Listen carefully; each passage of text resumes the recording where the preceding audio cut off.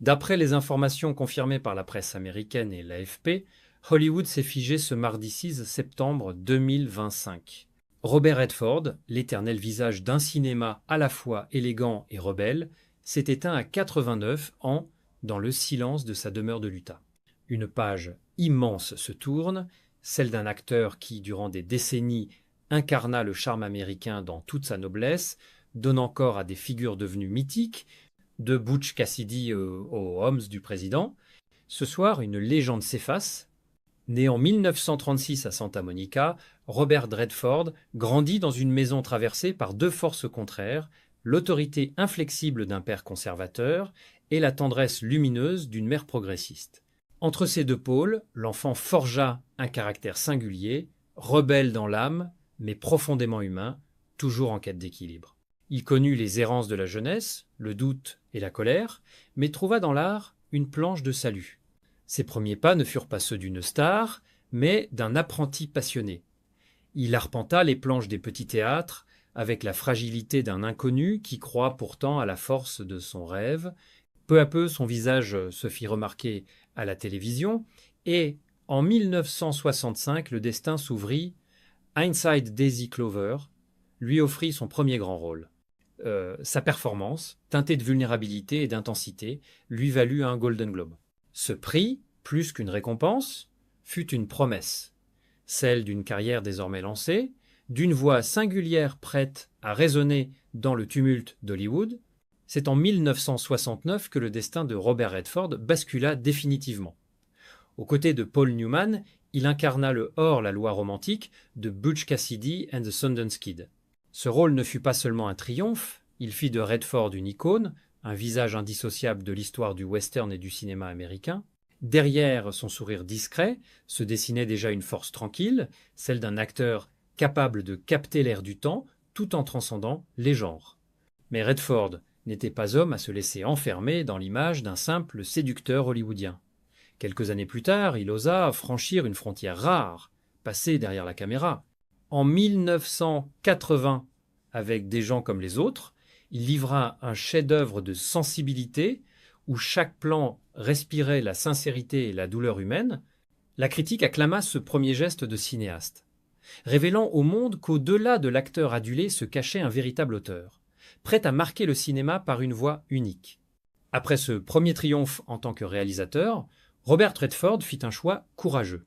Il se détourna peu à peu de la lumière crue des projecteurs pour se consacrer davantage à la mise en scène. En 2018, il annonça sa retraite définitive comme une manière de refermer doucement un chapitre qui avait façonné des générations entières de cinéphiles. Mais même loin des plateaux, son ombre restait présente, immense et apaisante. Redford n'était pas seulement un acteur ou un réalisateur, il incarnait un idéal. Avec sa silhouette élancée, ses yeux clairs et son charisme discret, il fut l'incarnation d'un cinéma qui alliait élégance et profondeur. Ses rôles, qu'ils soient empreints de rébellion ou de fragilité, portaient toujours une humanité vibrante. Les critiques voyaient en lui le symbole d'un art fidèle à ses convictions, jamais corrompu par la superficialité. Engagé dans la vie publique, il n'hésita pas à utiliser sa voix pour défendre ce qui comptait: l'environnement, les droits des communautés amérindiennes et LGBT+. Dans un monde souvent dominé par le silence des puissants, Redford osa parler. Et ce courage, allié à sa discrétion naturelle, fit de lui une figure rare, un homme que l'on admirait autant pour son intégrité que pour son talent. Derrière l'acteur adulé et le réalisateur respecté se cachait aussi un bâtisseur visionnaire. Loin des tapis rouges, Robert Redford rêvait d'un cinéma libre, affranchi des contraintes des grands studios. C'est dans les montagnes de l'Utah, au cœur de paysages qui lui ressemblaient sobres, puissants, habités d'un silence fertile, qu'il donna naissance au festival de Sundance. Ce lieu devint rapidement une tribune unique pour les voix nouvelles, celles que l'industrie ignorait trop souvent. Grâce à lui, des cinéastes encore inconnus purent présenter leurs œuvres au monde. Quentin Tarantino, Steven Soderbergh, Darren Aronofsky ou encore Chloé Zhao doivent une part de leur reconnaissance internationale à cet élan généreux. Redford avait choisi de croire en l'audace, en la force des récits marginaux, capables de bouleverser les consciences. Sundance n'était pas seulement un festival, c'était un manifeste. La preuve que le cinéma pouvait rester un terrain d'expérimentation, un laboratoire de liberté. En élevant ses voix singulières, Redford prolongeait son propre engagement artistique et offrait à l'art une seconde respiration. Ce pari fou, il le mena avec la même conviction que ses combats personnels, comme s'il avait toujours voulu tendre la main aux générations futures. Derrière l'éclat public, la vie de Robert Redford fut aussi traversée par des ombres profondes. L'une des plus douloureuses fut la perte de son fils Scott, décédé en bas âge. Cette tragédie intime, qu'il évoqua à demi-mot, marqua à jamais son regard sur le monde. Dès lors, ses films, en tant que réalisateur, semblèrent sonder sans relâche les blessures invisibles de l'âme humaine, comme une tentative d'apprivoiser la douleur par l'art. Avec le temps, Redford choisit la retenue. En 2018, il annonça officiellement sa retraite d'acteur. Ce geste ne fut pas une fuite, mais une conclusion digne, comme s'il souhaitait s'effacer en laissant son œuvre parler à sa place. Pourtant, même éloigné des écrans, il demeurait une figure tutélaire, sollicité pour ses conseils, écouté pour ses rares prises de parole. Sa simplicité déconcertait ceux qui l'approchaient. Un homme qui aimait le dessin, la lecture, les longues conversations autour d'une table avec ses proches. Redford s'était retiré des projecteurs, mais jamais de la vie, choisissant de cultiver la sérénité des grands espaces de l'Utah plutôt que le tumulte des tapis rouges. Lorsque la nouvelle de sa disparition fut confirmée, c'est tout Hollywood qui se figea, avant qu'une vague d'émotions n'envahisse bien au-delà des collines californiennes. Les hommages affluèrent aussitôt. Cinéastes, acteurs, journalistes, mais aussi anonymes. Tous avaient un souvenir à partager. Une rencontre gravée, une scène qui les avait bouleversés. Dans ce flot de témoignages, l'on percevait la mesure de son empreinte. Robert Redford n'était pas seulement un homme de cinéma. Il était devenu une conscience collective. Sur les réseaux sociaux, les images de ses plus grands rôles circulèrent à une vitesse vertigineuse. Les extraits de l'Arnaque, Out of Africa ou encore Les Hommes du président emplissaient les fils d'actualité, accompagnés de mots simples mais chargés de gratitude. Paul Newman, son frère d'armes disparu depuis longtemps, fut souvent évoqué, comme si l'un ne pouvait exister sans l'autre dans la mémoire du public. Dans les studios de télévision, les chaînes bouleversèrent leurs programmes pour rediffuser ces films. Les cinéphiles les plus jeunes redécouvraient ce visage blond aux yeux clairs, cette prestance qui semblait innée. Brad Pitt, Leonardo DiCaprio, Meryl Streep et tant d'autres rendirent hommage à l'homme autant qu'à l'artiste, saluant un modèle de générosité et de vision. À Hollywood, une cérémonie fut annoncée, tandis que le festival de Sundance déclara que sa prochaine édition lui serait entièrement consacrée. Ce soir-là, au-delà des frontières, le monde s'inclina devant celui qui avait incarné l'Amérique dans ses contradictions et ses rêves. Plus qu'une disparition, c'était un symbole qui s'effaçait, laissant derrière lui une lumière dont l'éclat semblait impossible à éteindre. Robert Redford représentait bien plus qu'un acteur de talent. Il symbolisait une époque, celle où Hollywood basculait de l'âge des studios au souffle nouveau des années 70.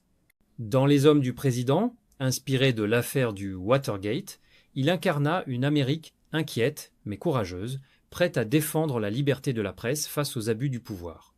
Ces personnages, souvent des anti-héros, reflétaient les doutes et les tensions d'un pays en quête de vérité.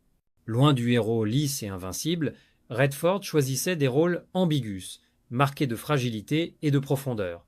C'est cette humanité imparfaite qui le rendit universel, proche de chacun. Avec son élégance naturelle et son regard clair, il incarna le charme américain, mais aussi ses contradictions, ses blessures, ses désillusions. Au fil des décennies, il sut préserver cette aura rare, traversant les modes et les révolutions du cinéma, sans jamais renier ses convictions artistiques. Pour beaucoup, il fut le miroir d'un Hollywood à la fois glamour et engagé, un repère moral dans une industrie trop souvent dominée par l'éphémère.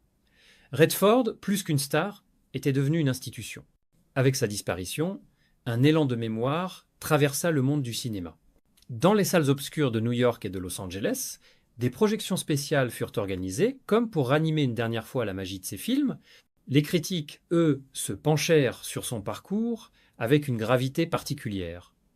Redford n'avait jamais été qu'un acteur ou un réalisateur, il était devenu un pont entre deux âges, une passerelle entre le cinéma classique et la modernité inquiète des années 70. Ces œuvres, loin de se réduire à des divertissements, portaient en elles une quête de sens. Chaque rôle semblait dire quelque chose de son époque, la corruption, la rébellion, le doute, mais aussi la possibilité d'espérer. Les spectateurs se rappelaient ce sourire discret, mélange fragile de force et de vulnérabilité, qui donnait à ces personnages une dimension profondément humaine. Derrière l'icône, pourtant, se tenait un homme réservé, presque secret. Il préférait la sérénité des montagnes de l'Utah au faste des tapis rouges.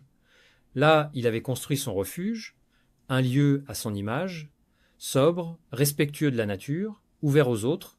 C'est dans ce décor qu'il donna vie à son héritage le plus durable, le Festival de Sundance. Dans ses hommages et ses réflexions, on comprit combien Redford avait façonné le cinéma non seulement par son talent, mais aussi par sa fidélité à lui-même. L'évocation de sa vie devenait un miroir, celui d'un artiste qui avait osé rester sincère dans un monde souvent fait d'illusions. À mesure que la nouvelle de sa mort se répandait, les hommages prenaient une ampleur culturelle inédite. Les musées, les institutions, les festivals de cinéma se mobilisèrent pour transformer la disparition de Robert Redford en une véritable rétrospective mondiale. À New York, le Museum of the Moving Image annonça rapidement une exposition consacrée à sa carrière, retraçant ses débuts modestes sur les planches jusqu'à la création du Festival de Sundance.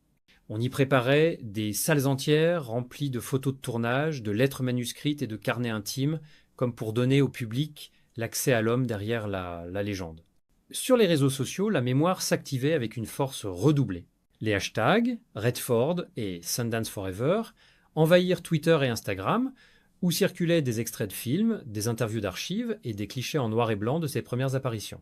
TikTok, lui, vibrait au rythme de montage, comparant ces scènes iconiques à des moments contemporains, révélant combien son travail restait intemporel.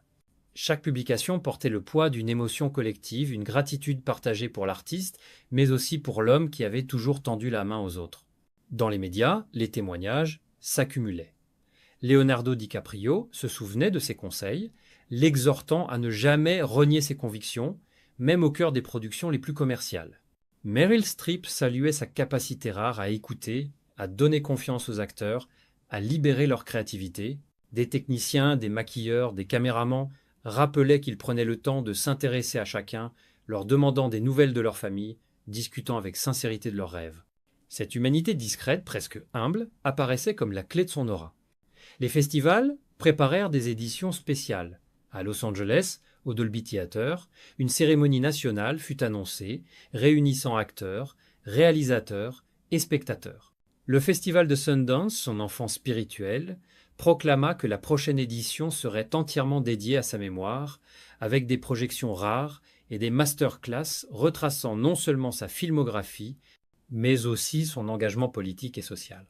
Partout, la mémoire de Redford devenait un prisme à travers lequel on relisait le cinéma américain. Les critiques soulignaient combien il avait su marier succès populaire et exigence artistique, équilibre fragile que peu avaient atteint. Dans les universités, ces interviews étaient ressorties comme des textes fondateurs, étudiés à l'égal de classiques littéraires. L'hommage dépassait la simple commémoration.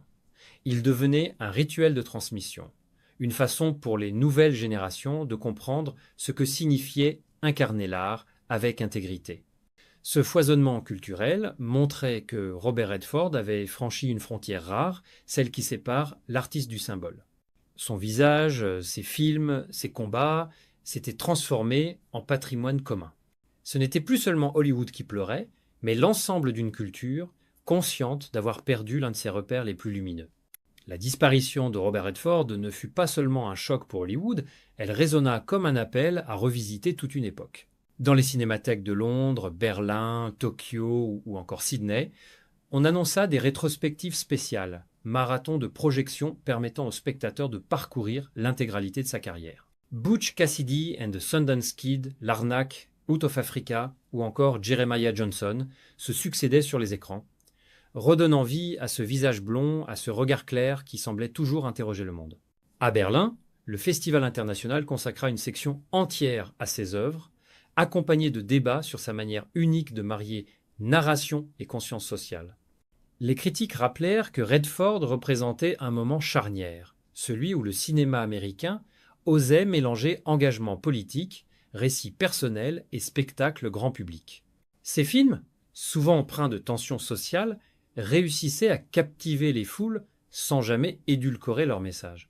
À Londres, le British Film Institute annonça une rétrospective complète, incluant non seulement ses films majeurs, mais aussi des documentaires rares et des entretiens inédits.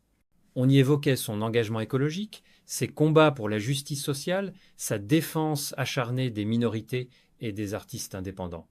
Les conférences prévues réunissaient critiques, réalisateurs et étudiants, tous désireux de comprendre comment cet homme avait su incarner l'équilibre fragile entre art et responsabilité. Sur les réseaux sociaux, la mémoire s'amplifiait. Les hashtags Sundance Forever et Merci Redford se répandaient comme une traînée de poudre accompagnée de témoignages bouleversants. De jeunes cinéastes racontaient comment une simple rencontre avec lui avait changé leur manière de voir le cinéma, comment son festival leur avait offert une première chance que personne d'autre n'aurait osé leur donner. Cette effervescence montrait combien son influence dépassait les frontières américaines. Redford n'était plus seulement l'icône d'Hollywood, il était devenu un mentor silencieux, une référence universelle. Chaque projection, chaque hommage, chaque message témoignait de la même vérité. Il avait donné au cinéma une profondeur humaine qui continuerait d'éclairer les générations à venir. La rétrospective mondiale révélait ainsi l'ampleur de son héritage. Plus qu'une simple commémoration, elle apparaissait comme un acte de transmission. Rappeler que le cinéma n'est pas seulement un divertissement, mais un miroir tendu au monde, capable de questionner, de déranger et d'inspirer. Redford, en cela, demeurait vivant. Derrière la figure publique, derrière les rôles mythiques et les hommages grandioses, il y avait un homme d'une simplicité désarmante. Les proches de Robert Redford le décrivaient comme quelqu'un qui préférait le murmure au vacarme, la sincérité au spectacle. Dans son refuge de l'Utah, loin des fastes d'Hollywood, il cultivait les plaisirs modestes, dessiner, lire, observer le coucher du soleil, ou simplement partager un repas entouré de sa famille et de ses amis. Ces moments de silence et de chaleur humaine étaient, pour lui, aussi précieux que n'importe quel triomphe sur grand écran. Sa grandeur ne résidait pas seulement dans son talent, mais dans sa manière d'être présent aux autres. Sur les plateaux, il savait regarder chacun dans les yeux, écouter un maquilleur, un caméraman, un jeune assistant, avec la même attention qu'il accordait à une star. Cette humanité discrète, mais profonde, créait une atmosphère unique. Chacun se sentait reconnu, valorisé, indispensable. Beaucoup témoignèrent qu'il possédait ce don rare de faire ressortir le meilleur chez les autres, non par autorité, mais par confiance. Il était exigeant sans doute, mais toujours avec une bienveillance qui incitait à se dépasser. Les acteurs qui travaillaient avec lui évoquaient sa patience infinie, sa capacité à libérer la créativité, à encourager la sincérité plutôt que l'artifice. Leonardo DiCaprio rappela que Redford lui avait conseillé de ne jamais abandonner ses convictions, même dans les productions les plus commerciales. Ce conseil, simple en apparence, portait en lui l'essence de toute une philosophie, rester fidèle à soi-même. Cette dimension intime, trop souvent cachée derrière le mythe, contribua sans doute à renforcer son aura. Robert Redford ne cherchait pas à impressionner, il cherchait à comprendre. Ses films en témoignent, il ne glorifiait pas des héros idéalisés, mais des êtres humains fragiles, traversés de contradictions, en quête de sens. Cette vérité, il la portait d'abord en lui, dans son regard attentif, dans sa curiosité insatiable, dans sa volonté de transmettre, sans jamais imposer. En le perdant, ses proches et ses collaborateurs ne saluaient pas seulement une star, mais un repère moral, un phare silencieux. Robert Redford restera dans les mémoires non seulement comme un artiste de génie, mais comme un homme profondément humain, dont la force la plus éclatante fut peu être sa simplicité. Au fil des décennies, Robert Redford devint plus qu'une star. Il s'érigea en modèle, en guide silencieux pour toute une génération de créateurs. Son parcours prouvait qu'il était possible de concilier intégrité et succès, engagement personnel et reconnaissance mondiale. Là où tant d'autres se perdaient dans les artifices d'Hollywood, lui traçait une voie singulière, fidèle à ses convictions. Pour les jeunes réalisateurs, il fut l'exemple même d'un artiste capable de transformer sa notoriété en levier pour les autres. Le festival de Sundance n'était pas seulement un lieu de diffusion, c'était une école de courage. Il y offrait une tribune à ceux que l'industrie rejetait, croyant dans la puissance des récits atypiques, dans la nécessité de prendre des risques. Chaque cinéaste qui trouva sa voie porta en lui une part de l'héritage de Redford. Mais son influence allait bien au-delà du cinéma. Son combat pour l'environnement inspira des mouvements citoyens, ses prises de position en faveur des minorités donnèrent confiance à ceux qui n'avaient pas toujours voix au chapitre. Il montrait qu'une célébrité pouvait être plus qu'une image, un acteur social, un témoin engagé de son temps. Cette constance lui valut l'admiration autant que les critiques, mais jamais il ne plia. Redford incarnait aussi une philosophie de vie. Rester curieux, ne jamais s'installer dans le confort. Même à la fin, il continuait à dessiner, à lire, à observer le monde, comme s'il découvrait encore quelque chose de neuf. Cette soif d'apprendre, cette humilité devant la complexité du réel, constituait la source même de son inspiration. Beaucoup parmi les acteurs et réalisateurs qui l'ont côtoyé confient qu'il n'imposait jamais son autorité par la force, mais par l'exemple. Sa manière de travailler, de diriger, d'écouter donnait envie de suivre sa trace. C'est ainsi qu'il devint un modèle, non pas figé dans une statue de gloire, mais vivant dans chaque geste, chaque mot, chaque regard transmis. Aujourd'hui encore, son nom est évoqué comme une boussole. Redford n'était pas seulement un monument du cinéma. Il fut et demeure une source d'inspiration, une preuve tangible qu'un homme peut transformer son art en héritage universel sans jamais trahir son humanité. À travers le monde, les hommages se multiplièrent, révélant l'ampleur véritable de l'empreinte laissée par Robert Redford. À Los Angeles, devant les mythiques studios de Paramount et de Warner Bros., des foules anonymes déposaient des fleurs, des affiches anciennes, comme pour saluer un ami intime qui avait accompagné leur vie.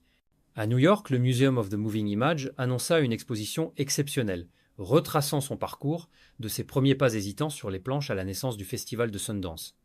Les visiteurs y découvrirent non seulement ses films, mais aussi ses carnets, ses notes de scénario, des lettres adressées à de jeunes cinéastes, preuve tangible de son désir de transmettre et de partager.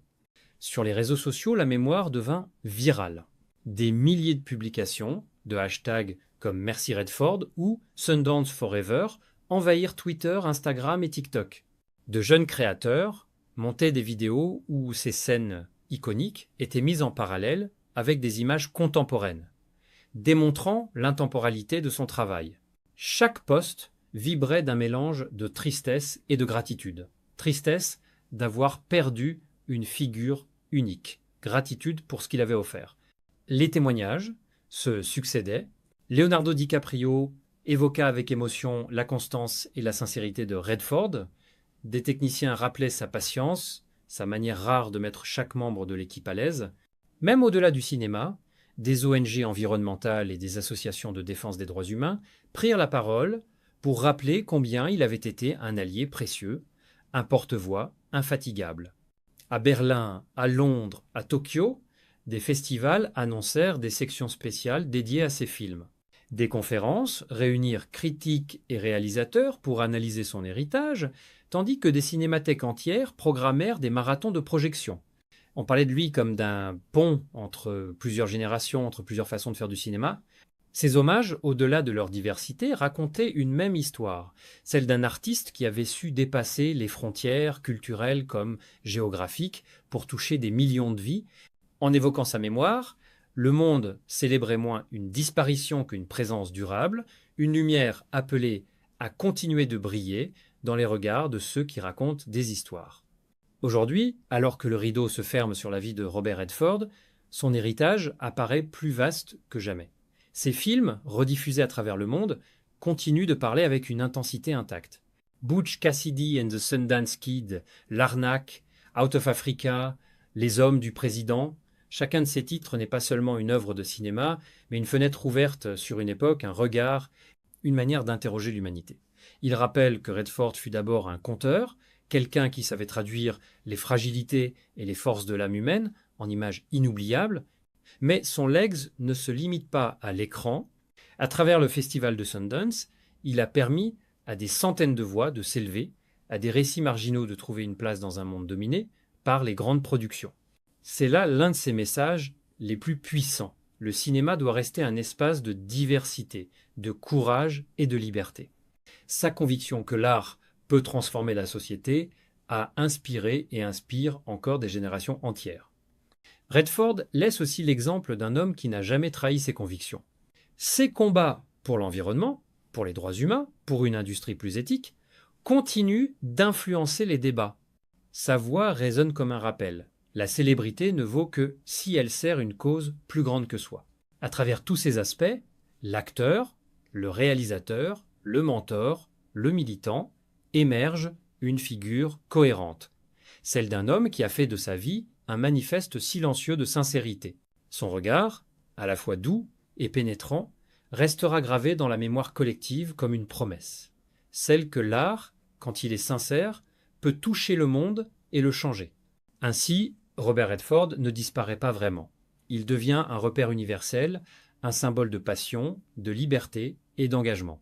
Son héritage dépasse l'écran, il se déploie dans chaque jeune artiste qui ose, dans chaque spectateur qui croit encore au pouvoir des histoires. Et peut être, est-ce là, au fond, son message ultime, rester fidèle à soi-même, même au milieu du tumulte, et croire qu'une seule vie, vécue avec courage et authenticité, peut éclairer des générations entières. Si vous souhaitez continuer à explorer les vies fascinantes des grandes légendes du cinéma, à découvrir les vérités cachées derrière les icônes qui ont marqué notre imaginaire, abonnez-vous à notre chaîne et activez la cloche. Ensemble, gardons vivante la mémoire de ces destins hors du commun.